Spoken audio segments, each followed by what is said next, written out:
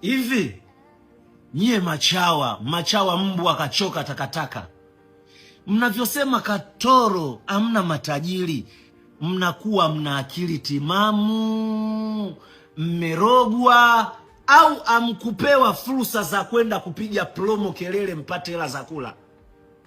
Jiangalieni bwana. Sasa hivi kuna new generation. Hata huo uchawa unaenda kipindi, generation inakuja mpya. Sasa msilete makasiriko kwa sababu hamjaitwa mkaanza kukanyagia. Hao matajiri mnaowaona mjini, 99% utajiri wao unatoka shamba unakuja mjini. Kuna wengine wapuzi wanakuambia tajiri anakaa shamba. Hivi kuna tajiri anayekaa sehemu yenye kelele? Niambie, tajiri anayekaa sehemu yenye kelele ni tajiri gani? Acheni upumbavu bwana wewe.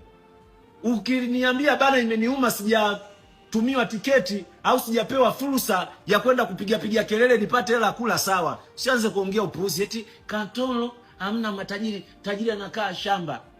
Wewe mamako, babako, mzaa mamako na babako, kijukuu cha mamako, mzaa mamako, utajiri walioko nao Katoro, mchimbaji mdogo, wewe mpaka unakufa mbwa kachoka, huwezi kufika. Kwa msilete dharau kwa sababu ya njaa mkataka kukanyagia.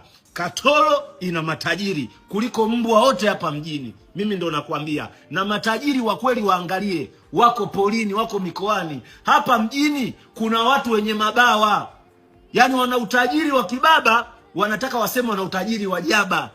Nyie kama kuwa pretend maisha, wale hawajui kuwa pretend, watu wametulia tu. Wao sijui hawajui kuvaa, sio wanapolala. Wewe kwani hayo yote yanakuhusiana nini? Bana Mr. Po, na kuona huko mbali hawa chawa sasa hivi kama soko linaanza kuvurugika, naanza kukanyaga wa shamba nyie, kwa sababu mmeshindwa tu au mjapewa hela ya kwenda kupiga kelele, mnaanza kukanyaga, mnahisi watajiri wengine watawaita. Subirini, acheni upumbavu.